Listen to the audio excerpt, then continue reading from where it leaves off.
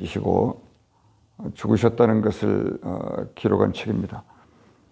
첫째로 요한복음은 우리가 1장 29절에 보면 세례 요한이 예수를 증언할 때 처음부터 예수는 뭐였냐면 세상 죄를 지고 가는 하나님의 어린 양이다, 이렇게 증언을 했습니다. 사실 예수는 6월절 어린 양처럼 십자가의 제물이 되기 위해서 세상에 오셨다는 것, 이 한 가지가 굉장히 중요한 발견이었다는 것입니다. 세상 죄를 지고 가는 하나님의 어린 양이다. 그러니까 십자가라고 하는 것은 약속의 십자가다. 약속을 따라서 온 십자가다. 그 약속이 성취돼야 되는 십자가다, 이런 얘기죠. 그러니까 예수님이 십자가에서 나는 약속대로 가지만은 나를 십자가에 이와 같이 일을 행한 너희들은 나중에 다시 온다, 꼭 그 얘기를 하셨죠. 그러니까 그 예수의 삶의 목적은 처음부터 죽음을 전제하고 이 땅에 오셨다, 이렇게 설명드릴 수가 있겠습니다. 이것 말고는, 그러니까 십자가에서 죽는 그 사명, 다른 말로 하면 운명이라고 할 수도 있는데, 그거 말고는 어떤 것도 중요하지 않았다. 우리는 죄가 있어서 우리는 죽는 거지만은 예수는 죄 없이 십자가를 짊어진다. 요거 하나로 하늘과 땅을 이렇게 차이를 두는 것이다 보고 있습니다. 그렇기 때문에 그 자신의 죽음을 놓고 사람들과 그 거래를 한다든지, 자신의 죽음을 놓고 사람들하고 대화를 한다든지, 또는 죽음을 놓고 뭐 구걸을 한다든지, 참 말이 이상한 것 같지만은 우리 인생은 그 죽음 앞에서 누구나 그럴 수 있잖아요. 그런데 예수는 그런 것이 전혀 없었다. 죄 자체가 없었기 때문에. 그래서 죽음을 그냥 상식으로 알고 살아서 그의 모든 그 행위 자체가 능력으로 나타나지 않았을까, 이런 생각을 해봅니다. 그러니까 이 죽음을 무서워하는 이 사람들을 의지하지 않았다, 이렇게 써 있거든요. 거기 요한복음 2장 말씀에 한번 보시겠습니다. 요한복음 2장에 참 그 예수님은 정말 그 아버지 하나님 이외에는 전혀 눈썹도 하나 까딱 안 하신 것 같아요. 24절에 보니까, 2장 24절에 예수는 그의 몸을, 그들이라는 것은 23절에 많은 사람인데요, 많은 사람들에게 의탁하지 아니하였다. 이는 친히 모든 사람을 아심이요 또 사람에 대하여 누구의 증언도 받으실 필요가 없었으니 이는 그가 친히 사람 속에 있는 것을 아셨음이니라, 이렇게 기록되어 있는데, 이런 기록들을 보면은 자신의 몸을 사람들에게 의탁하지 않았다. 너무 철저하게 의탁하지 않았어요. 세상을 사랑하사 자기 자신을 십자가에 버리려고 오신 것이지 사람에게 의지하여 오지 않았기 때문에 그 어떤 것에 대해서도 흔들림이 없었다. 늘 말씀드리지만 사무엘 상하에 두 왕이 나오죠. 사울 왕은 어려움이 처하면은 언제든지 사람들의 눈치를 보고 사람들의 여론을 살피고 사람들이 어떻게 평가할 것인가에 대해서 처음부터 삐죽삐죽거렸지만은 마지막 죽을 때까지도 그랬던 것 같아요. 근데 다윗은 많이 차이 났던 게 고난을 많이 당한 거죠. 사도 바울도 할례를 전했으면은 고난을 당하지 않았다 그랬어요. 근데 그 할례를 전하지 않았기 때문에 고난을 당했다 그러잖아요. 그러니까 십자가라고 하는 것이 이 모든 성경을 이해하고 하나님을 만날 수 있는 중요한 브릿지다, 이런 입장에서 지금 요한이 보는 십자가를 생각하는 겁니다. 이제 마태가 보는 십자가가 있고 요한이 보는 십자가가 있고 히브리서가 보는 십자가가 있고 요한계시록이 보는 십자가가 전부 달라요. 이 구원도 마찬가지예요. 마태가 보는 구원이 이름이 있고 요한이 보는 구원이라는 생각이 다르다고요. 그렇기 때문에 우리가 성경을 우리 앞에 놓여져 있을 때 늘 볼 때마다 이 느낌과 생각과 이 고백이 달라져야 한다는 거거든요. 그런 의미에서 오늘은 이 요한이 보고 있는 십자가를 읽고 있는 것입니다. 그러니까 예수님은 부족한 게 아무것도 없어요. 그냥 그래서 그런 분이 무슨 사람을 의지하겠느냐. 그러다 보니까 모든 사람들이 나중에는 예수를 십자가에 못을 박아야 되는, 이제 예수는 사람들이 원수가 되고 마는 거죠. 그러니까 그 누구도 하나님 이외에는 예수를 받아들일 수 있는 가능성이 전혀 없었다. 이걸 처음부터 아셨기 때문에 그의 운명은 십자가였다. 이런 결론이 나오는 것이고요.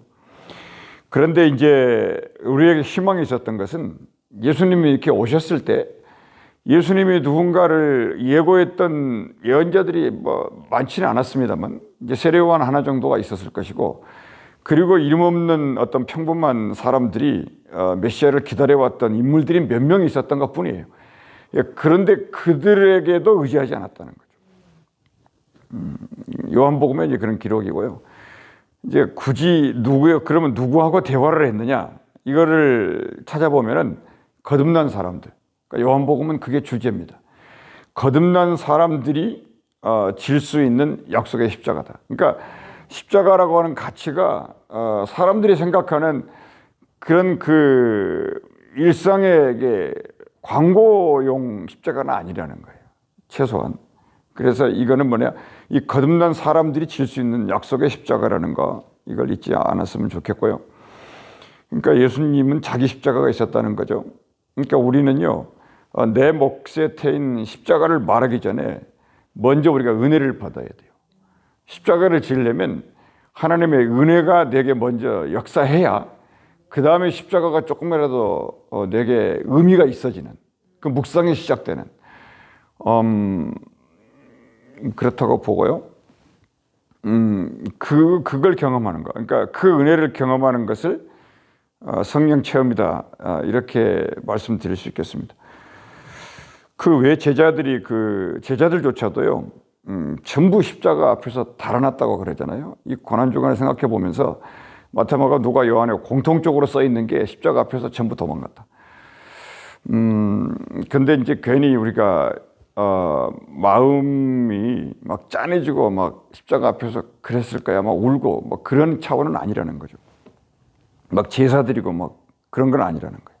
요한복음은 적어도 그 십자가를 얘기하고 있지는 않다는 거예요. 은혜 받고 거듭나면 십자가를 지는 거다. 그게 힘이라는 거예요. 그리고 그 예수님이 이제 제자들이 그 십자가 앞에서 이상한 얘기를 하지 않습니까? 십자가 지으시면 안 됩니다. 랍비여 이러면서. 그러니까 예수님이 바로 얘기하죠. 사탄아 물러가라고. 그러니까 그런 얘기들이 이제 요한복음에는 기록되어 있다는 거예요. 그리고 이제 이 자신들의 어떤 그 이익과 유불리, 그리고 계산에 따라서 사람들이 제자들마저도 예수님을 따라갔었기 때문에 예수를 그냥 수박 겉핥기식으로 안 거지 예수를 전혀 알지 못했다. 그러면 영원히 예수를 우리가 몰라버리느냐? 그렇지 않고요. 하나님을 사랑하기 때문에 그 사랑은 그 예수를 제대로 알게 해줬다, 그 말이에요. 그게 십자가입니다. 그러니까 우리는 이 자기 열심을 가지고는 예수 따르는 것은 얼마 못 간다는 거예요. 얼마 못 갑니다. 그러니까 그 예수님이 지난주에도 말씀드렸죠. 이 시몬을 볼 때 너는 이제는 시몬이라고 하지 말고 게바라고 부르자, 이렇게 말씀하셨지 않습니까? 그러니까 시몬이라는 것은 이제 왔다 갔다 한다는 거예요.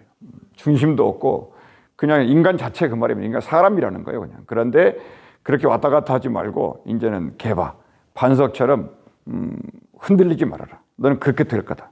마음에 근심하지 말고 하나님을 믿으니 또 나를 믿으라. 그게 십자가다. 이 얘기를 하는 거예요. 그러니까 결국에 요한복음은 뭔 얘기를 하는 거냐면 하나님의 말씀을 짊어지는 것이 십자가다, 이렇게.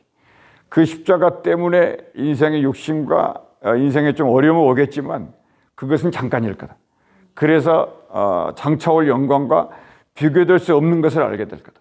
그러다 보면은 이웃과 세상에 대한 어려움의 사망이 너에게 역사하는 걸 경험할 거야. 그러면 그 사망이 시작되면서 너가 생명을 이제 만나게 된다. 이렇게 되는 거죠. 당연한 거 아니겠어요? 십자가 이후의 부활이니까. 이제 그 얘기를 이렇게 요한은 또 지체 없이 말씀하는 건데요.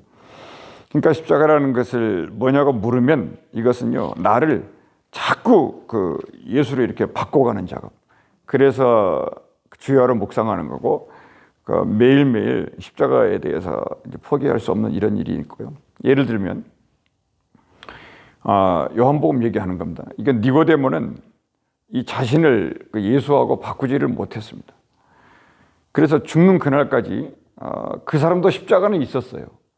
예수를 받아들이지 못하는 고통. 이상하죠, 말이?